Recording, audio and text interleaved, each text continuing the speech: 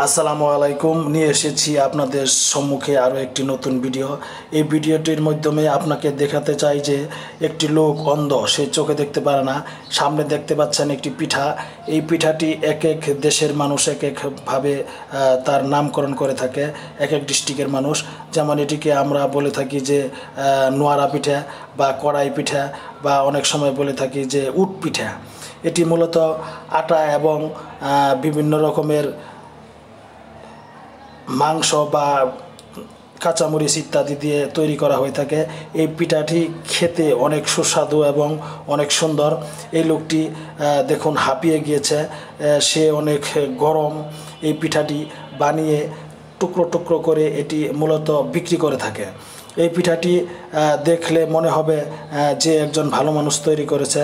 আসলে সে ভালো না, সে মূলত অন্ধ, চোখে দেখতে পারে না। তবুও কত সুন্দর করে কেটে টুকরো টুকরো করে বিক্রি করার উদ্দেশ্যে সে কাটছে।